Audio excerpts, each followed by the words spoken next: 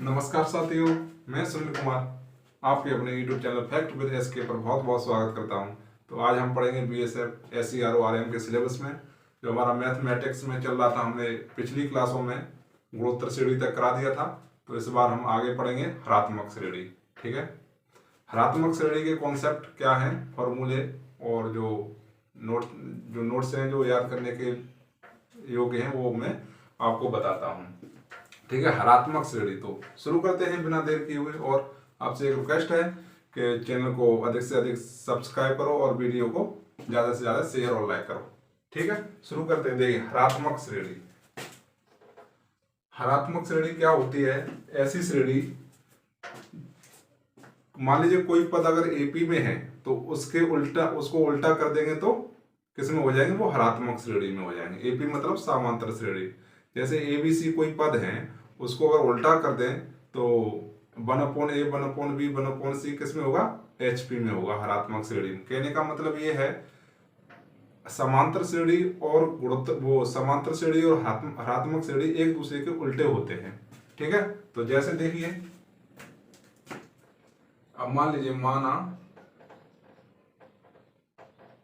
कोई पद a, b, c, ठीक है, एपी में है, एपी में है। तो अगर इनको हम उल्टा कर दें a, b, c अब 1/c, तो एचपी में होंगे। ठीक है, एचपी में होंगे।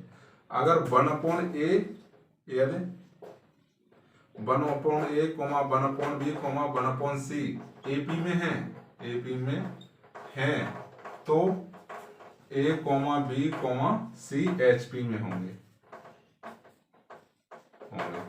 आ गया होगा समझ में? एपी और एचपी में यही मतलब संबंध है, एक दूसरे के उल्टे होते हैं।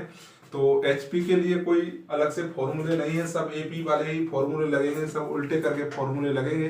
तो मैं बताता हूं फर्स्ट फॉर्मूला इसका क्या लगता है। ठीक है, देखिए,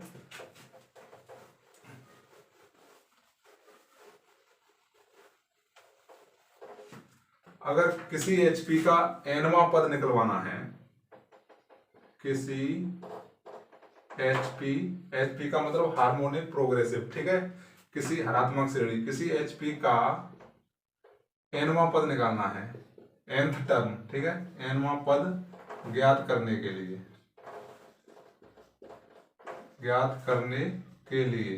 क्या करेंगे हम? उसके लिए है एपी का nवां पद निकाल के उसका अब उल्टा कर देंगे। ठीक है, जैसे एचपी, ये है एचपी का nवां पद बराबर ये हो जाता है 1/an, मतलब एपी का nवां पद, एपी का nवां पद। आया समझ में? जैसे मान लीजिए मैं कोई श्रेणी देता हूं, जैसे 3, 5, ऐसे नहीं, ऐसे मान लीजिए 1/3, 1/5, 1/7 का 20वां पद ज्ञात करना है। तो देखिए, 1/3, 1/5, 1/7 ये किसमें है? ये कोई श्रेणी दे रखी है, तो हम ये एपी में है, मान लीजिए 1/3, 1/5, 1/7 किसमें है? एपी में। ठीक, याद है, यहाँ लिखना है, याद किसी श्रेणी में 1/3, 1/5, 1/7 का 20वां पद ज्ञात करवाना है। ये श्रेणी आपको एपी में है, तो हम इसका उल्टा कर देंगे तो ये किस में हो जाएगी?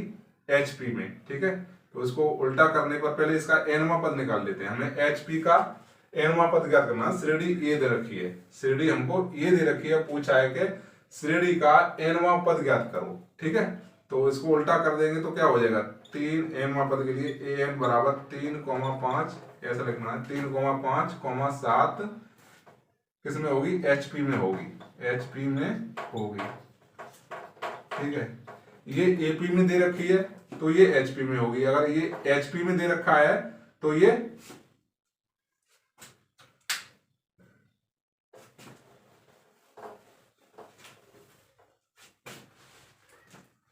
देखिए कैसे निकालेंगे इसका nवां पद। यदि कोई श्रेणी, ऐसे इसका दिया रखा हुआ, यदि कोई श्रेणी 1/3, 1/5, 1/7 HP में है, डॉट डॉट डॉट डॉट 20वां पद HP में है हो तो nवां पद होगा, nवां पद होगा। ठीक है, ये दे रखा है HP में। ठीक, nवां पद के लिए हमें क्या करना है, 1/AP का nवां पद निकाल देंगे HP के। तो पहले इसको उल्टा कर दो तो किस में हो जाएगी, AP में हो जाएगी। दी गई श्रेणी ऐसे लिख दें 3, 5, 7 डॉट डॉट डॉट AP में होगी, AP में होगी। जब ये 1/3, 1/5, 1/7 HP में हो है तो ये 3, 5, 7 AP में होगी। कंफर्म सी बात है, मैंने बता दिया, पहले उल्टा हो जाता है। तो इसका nवां पद निकालेंगे। n बराबर क्या होता है, a plus n-1 into D, यही होता है ना। तो a कितना है 3, a कितना है 3 प्लस 5, वो n कितना है 20, 20 माइनस 1 इंटू डी, a 20 लिख देंगे इधर, बराबर d कितना है 3, 5 में से 3 घटाएंगे तो कितना बचेगा 2। d जानते हो ना निकालना, जो मैंने पहले बता रखा है ये सब। d होता है सार्वंतर, ठीक है, पदों का अंतर। 5 में से 3 घटाएंगे 2, 7 में से 5 घटाएंगे तो 2, ठीक, ऐसे बचेगा। तो 20 माइनस 1 19, 19 दूनी 38 और 3 38 और 3 41, ये आ जाएगा A20, मतलब A 20वां पद आ जाएगा। किसका है ये, AP का। हमें चाहिए HP का, तो HP का करने के लिए हम उसका उल्टा कर देंगे। ठीक है, तो यहां लिख देंगे HP के nth टर्म के लिए, nवां पद के लिए क्या हो जाएगा 1/an, ठीक है, 1/ कितना हो जाएगा 41, ये आ जाएगा आंसर। आ गया समझ में, ऐसे होता है। अगर HP का nवां पद पूछ रहा है तो उस श्रेणी को पहले AP बनाएंगे, फिर उसको उसका AP का nवां पद ज्ञात करेंगे, फिर उसके बाद उसको 1/an मतलब 1/AP का nवां पद करके लिख देंगे, ये आंसर हो जाता है। ठीक, HP से ऐसे क्वेश्चन नहीं पूछता है, केवल हरात्मक माध्य वाले क्वेश्चन अधिकतर पूछता है, वो भी बताऊंगा। ठीक है, तो इसको उतार लो।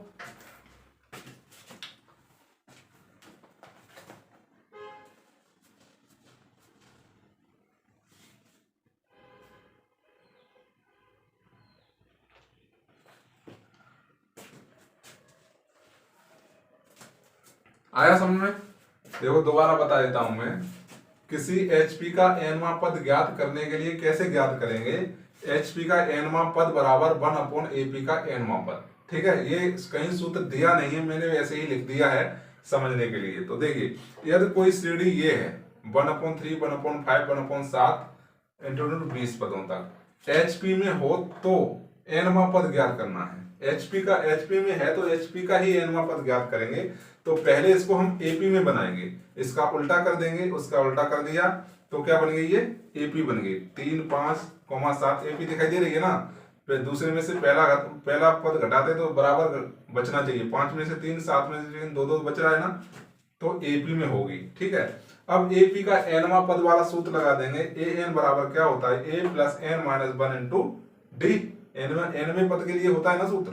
तो A का मतलब पहला पद 3 है, प्लस n कितना है 20, nवां 20वां पद पूछ रहा है, तो 20 माइनस 1, ठीक है, इंटू डी क्या है सार्वंतर, 5 माइनस 3 तो 2, तो 20 में से 1 गया तो 19, 19 दूनी 38, 38 प्लस 3 41, ये तो आ गया AP का 20वां पद या nवां पद, जो पूछ रहा है 20वां पद पूछ रहा है। तो HP के nवां पद के लिए क्या हो जाएगा, बराबर 1/AP का nवां पद, मतलब 20वां पद पूछा है इसने तो 20वां पद पूछा, यहाँ 20वां पद लिख लेना। ठीक है, nवां पद नहीं है, 20वां पद है। ठीक, थोड़ी मिस्टेक, तो क्या कर देंगे, बराबर 1/41, इसका उल्टा कर देंगे। आ गया समझ में? ठीक है, चलो उतार लो। Comma 1/4 comma 1/6 dot dot dot 50वां पद पूछ रहा है, पद होगा। ठीक है, अब देखिए ये श्रेणी किस किस में लग रही है आपको, अभी तक मान लीजिए किसी में पता नहीं है, पहले इसको उल्टा कर लीजिए। ठीक है, तो इसको करेंगे 2,4,6। ठीक है, तो ये तो एपी में हो गई है, ये किस में आ गई, एपी में। जब ये एपी में है तो ये एचपी में होगी, तो हमें लिख सकते हैं ये एचपी है। ठीक है, जब इसको हम उल्टा करके हमने पाया कि ये एपी में आ गई, तो फिर ये जो उल्टी है ये वाली, तो ये एचपी में होगी। ठीक है, तो हमें एचपी का ही पूछ रहा है। ठीक, एचपी का एनवां पद पूछ रहा है, 50वां पद। तो पहले एपी का हम 50वां पद निकाल देते हैं। तो ए 50 बराबर क्या होगा, a plus n minus 1 into d. ठीक है, ए कितना है 2 प्लस एन कितना है 50 माइनस 1, डी कितना है 4 में से 2 गए 2 इंटू 2 प्लस 49 दूनी कितना होता है, 2 ने 18 के 8, 2 चौक 8, 8 और 1 9। ठीक है, कितना हो जाएगा, ये 100 हो जाएगा, 100 हो जाएगा। ए 50वां पद आ गया एपी का। तो एचपी का एचपी के लिए, एचपी के 50वें पद के लिए क्या हो जाएगा, उसका उल्टा हो जाएगा, बराबर ए 50। ठीक है, 1/100 हो जाएगा आंसर। आ गया समझ में। एक और बात ध्यान में रखने वाली बात है, जब ये श्रेणी ऐसी लिखी है, 50 पद लिखे हैं यहाँ पर, तो 50 को उल्टा नहीं करना है। ठीक है, जो ये जो संख्या यहाँ रहेगी वो उतने की जैसी की तैसी ही रहेगी। ठीक है, कि 50 को उल्टा कर दो, 50 इस संख्या को उल्टा नहीं करना है। तो ये वाला क्वेश्चन ऐसे होगा। ठीक है, चलो उतार लो। दो संख्याएं, यदि दो संख्याएं ए व बी के बीच हरात्मक माध्य क्या होगा। हरात्मक माध्य से किसी भी एग्जाम इसमें रेडियो ऑपरेटर में और आरएम में पक्का अगर आएगा, इस चैप्टर से हरात्मक माध्य से पक्का आएगा। ठीक है, क्या होता है सूत्र इसका, इसको एचएम बोलते हैं, हार्मोनिक मीन। ठीक है, क्या होता है 2ab plus upon a plus B, ये होता है हरात्मक माध्य। ठीक है, 2ab plus upon a plus B. ठीक है, और समांतर माध्य a प्लस बी अपॉन 2 होता है। ठीक, गुणोत्तर माध्य g बराबर √ab। ठीक है, ये हमेशा कंपेयरिंग करके याद करने हैं। ठीक, ये तो हो गया हरात्मक माध्य। दो संख्याएं दी हों तब उनके बीच अगर हरात्मक माध्य पूछे, तब जैसे मान लीजिए एग्जाम्पल, इसका नमूना 5 और 8 के बीच, वो 5 और 3 के बीच एचएम पूछे, हार्मोनिक मीन पूछे, तो आप क्या करोगे, क्या होता है एचएम बराबर सूत्र 2ab, 2a कितना है 5, b कितना है 3 upon a plus B, 5 plus 3। ठीक है, बराबर 2 पंजे 10 दिया 30 अपॉन 8, तो ये 15 बार कट जाएगा, ये 4 बार कट जाएगा, बराबर 15/4। ऐसे क्वेश्चन बनेगा। 5 और 3 के बीच हरात्मक माध्य ज्ञात कीजिए। ठीक है, या तो कोई संख्या दे रखी है 5 और 3, A B C X Y Z कुछ भी दे रखा है, उसके बीच हरात्मक माध्य इस तरह से ज्ञात करेंगे। ठीक है, आ गया समझ में, उतार लो।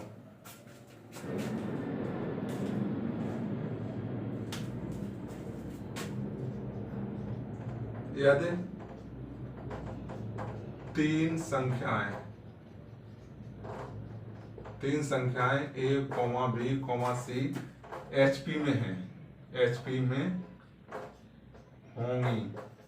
होंगी तब उनके बीच क्या रिलेशन होता है। ठीक है, तब होता है b बराबर 2ac upon a plus c। ठीक है, ऐसे दे देगा b बराबर 2ac करके पूछते हैं क्वेश्चन। और देखिए ये मोस्ट इंपोर्टेंट है, AP comma GP comma HP में संबंध। क्या संबंध होता है? Relation between an arithmetic progressive comma geometric progressive and harmonic progressive. ठीक है, क्या मतलब है इसका? समांतर श्रेणी, गुणोत्तर श्रेणी और समांतर श्रेणी और गुणोत्तर श्रेणी और हरात्मक श्रेणी में संबंध। क्या संबंध होता है? देखिए ए तो सबसे बड़ा होता है, जी सबसे उससे भी छोटा और एच उससे भी छोटा, ये संबंध होता है। कहीं कहीं ऐसे भी लिखा होगा या ए बराबर भी है बड़ा भी होगा, बराबर भी है और ये बड़ा भी होगा। ठीक है, ये भी लिखा होता है। अब ए क्या है, जी क्या है, एच क्या है?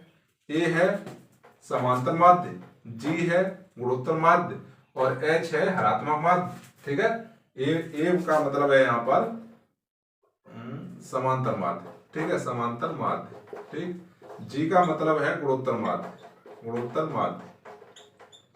ठीक है, एच का मतलब है हरात्मक माध्य। आया समझ में? इसका मतलब ये हुआ कि ए का अगर ये तीनों दिए हैं, समांतर माध्य, गुणोत्तर माध्य और हरात्मक माध्य, तो सबसे बड़ा समांतर माध्य होता है, उससे छोटा गुणोत्तर माध्य और सबसे छोटा होता है हरात्मक माध्य। अब कहीं कहीं ऐसा भी लिखा होगा। ठीक है, तो इसका मतलब ये हुआ समांतर माध्य गुणोत्तर माध्य से बड़ा भी होगा और कभी कभी बराबर भी होता है। ठीक है, ऐसे ही गुणोत्तर माध्य हरात्मक माध्य से बड़ा तो है और बराबर भी होता है। आया समझ में? ये एक नंबर में ऑब्जेक्टिव में पूछ लेता है, रिलेशन बिटवीन ए जी एच लिखा हो या फिर A P G P H P लिखा हो। ठीक है, चलो बता लो उसको। इसमें थोड़ा एक और पॉइंट है, ये जो कंडीशन दी होती है ना ऐसी कंडीशन में, ठीक है, ये जो श्रेणी दी होगी तो ये गुणोत्तर श्रेणी में होंगे। ठीक है, यहाँ लिख लो, यहाँ ए कोमा जी कोमा एच गुणोत्तर श्रेणी में होते हैं। ये तो जो बहुत खतरनाक बात है, ये किसमें होते हैं? गुणोत्तर श्रेणी में होते हैं। ठीक है, समांतर माध्य, गुणोत्तर माध्य और हरात्मक माध्य किसमें होंगे? गुणोत्तर श्रेणी में होंगे, तब ये कंडीशन बनती है। मतलब इस कंडीशन में ये गुणोत्तर श्रेणी में रहते हैं, तब जी बराबर क्या हो जाएगा? ए इंटू एच, ये हो जाएगा ना, क्योंकि गुणोत्तर माध्य यही होता है ना, जी बराबर ए इंटू एच, मतलब ए भी यही होता है ना, तो वो ही है। ये ए, इसको हमने ए मान लिया है, इसको भी मान लिया, वो इसको ए मान लिया, इसको भी मान लिया है, तो जी बराबर हो जाएगा इस कंडीशन में ए इंटू एच अंडर रूट में। ठीक, अगर आपको पता नहीं हो तो ए बराबर लिख लेते हैं, क्या हो जाता है? समांतर माध्य ए अपॉन ए प्लस बी बट्टे 2। जी बराबर क्या होता है? गुणोत्तर माध्य क्या होता है? ऐसे लिखना है ए एम। ठीक है, जी एम समझने के लिए G M under root A B. ठीक है, और एच एम क्या बताया मैंने अभी? 2ab अपॉन 2ab अपॉन ए प्लस बी, ये बताया था ना, ऐसे होता है। ठीक है, अगर ऐसे पूछ ले कि a is greater than g is greater than h में जी बराबर क्या होता है? ठीक है, तो जी बराबर ये होगा रूट ए इंटू एच। ठीक है, चलो ये नोट कर लेना, बहुत अच्छे अच्छे क्वेश्चन बनते हैं इसी से ही। ठीक है, बता लो इनको।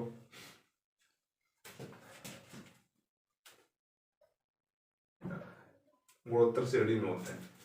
ठीक, गुणोत्तर श्रेणी में होते हैं, जीपी में होते हैं, यहाँ ए जी एच गुणोत्तर श्रेणी में होते हैं। ठीक, चलो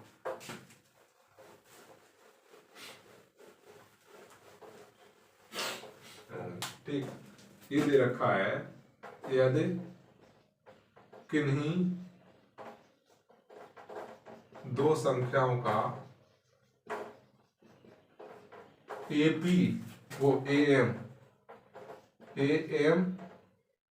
बराबर कितना दे रहा है? एम दिया है, समांतर माध्य एम बराबर ए दिया है तथा गुणोत्तर माध्य जीएम बराबर जी दिया है, तब वो संख्याएं होंगी, संख्या होंगी। ठीक है, ऐसी प्रॉपर्टी है यदि किन्हीं दो संख्याओं का समांतर माध्य ए दे रखा हो, ए की जगह कुछ भी हो सकता है 10 20 जो कुछ, तथा गुणोत्तर माध्य की जगह भी कुछ दिया रखा हो, तो संख्या पूछ लेगा। ठीक है, तो संख्या ए बराबर हमने मान लेते हैं, ए बराबर क्या होगा, संख्या ए वो ए प्लस ए स्क्वायर माइनस जी स्क्वायर। ठीक है, और बी बराबर होगा ए माइनस जी स्क्वायर, ये हो जाएगा। ठीक है, ऐसे करके ये हो जाएगा। क्वेश्चन कैसे बनेगा, यदि किन्हीं दो संख्याओं के बीच समांतर माध्य 5 है तथा गुणोत्तर माध्य कितना है, 6 है, तो वे संख्याएं क्या होंगी। ठीक है, तो हम ऐसे निकालेंगे, ए बराबर ऐसे निकालेंगे और बी बराबर ऐसे निकालेंगे। ठीक, इसका नमूना देखना चाहो तो नमूना देख सकते हो। एग्जाम्पल, माना किन्हीं दो संख्याओं के बीच am बराबर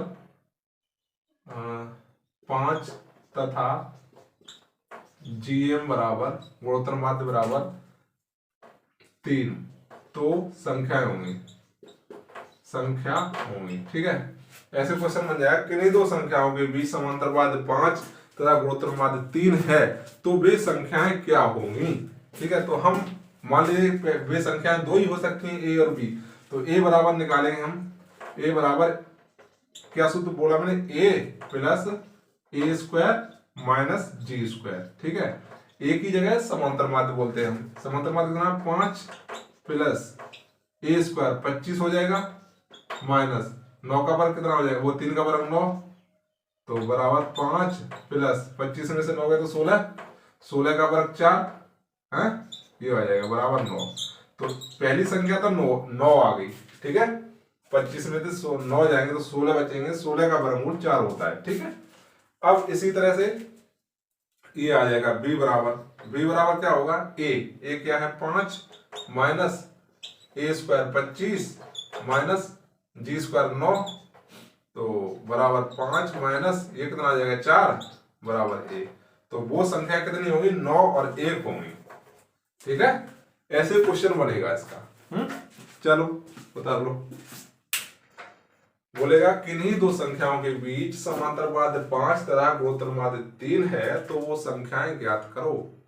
तो मान लीजिए हमने संख्या ए और बी है, तो ए बराबर का सूत्र ये है, बी का सूत्र ये है, या ए का ये लगा दो या बी का ये लगा दो, संख्या ही तो निकालनी है कोई सी, 1 और 9 ऐसे करके संख्या आ जाएंगी।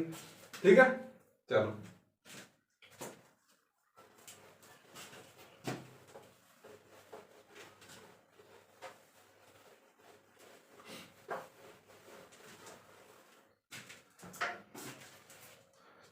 कुछ सूत्र हैं उनको भी लिखा देता हूं, वैसे आपने पढ़े तो होंगे।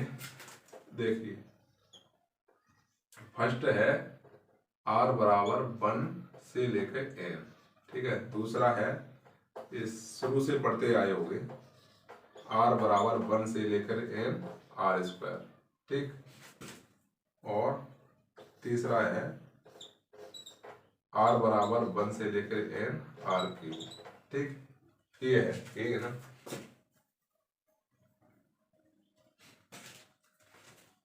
क्या होता है, ठीक, ये है,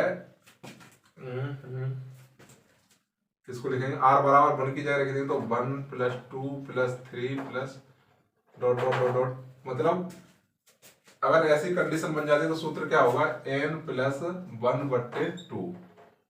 ठीक है, इंटू n, ये सूत्र होता है। इन सभी का योग पूछे तो, ठीक है, n तक, यहाँ प्लस करेंगे n तक। ठीक, दूसरा होता है 1 square plus 2 square plus 3 square plus dot dot dot n square. इसका क्या होता है, n प्लस 1 तो रहेगा ही रहेगा, इंटू n यहाँ है 2n प्लस 1/6। ठीक है, ये हो जाता है। तीसरा q वाला क्या है, 1 Q 2 Q plus 3 Q plus dot dot dot dot n Q, ये क्या हो जाएगा n+1/2 का होल स्क्वायर हो जाता है इसका। ठीक है, ये 3 सूत्र हैं। ठीक, क्वेश्चन बन जाता है इनसे, कभी कभार ये तो पढ़े होंगे। ठीक है, जैसे 1 से लेके 10 तक, 1 से लेके 10 तक की संख्याओं का योग, तो ये वाला सूत्र लगा दो। ठीक है, अब बोलेगा क्रमागत, बोल देगा 1 से लेके 20 तक की क्रमागत संख्याओं का योग कितना हुआ। क्रमागत में संख्याओं का योग निकाल देना। अब बोलेगा 1 से लेके 50 तक की वर्गों की, 1 से लेके 50 तक की वर्गों की संख्याओं का योग कितना होगा, ये वाला सूत्र निकाल देना। 1 से लेके 20 तक की क्रमागत वर्गों का योग क्या होगा, क्रमागत संख्याओं के वर्गों का योग क्या होगा, ऐसे करके पूछ लेता है, कभी कभार पूछता है, लेकिन ये तो बहुत पुराने सवाल हो गए। ठीक है, चलो इनको उतार लो। तो आज के लिए बस इतना ही। तो वीडियो को देखते रहिए और चैनल को अधिक से अधिक सब्सक्राइब करो और लाइक करो, वीडियो को शेयर करो। ठीक है, ओके, थैंक यू।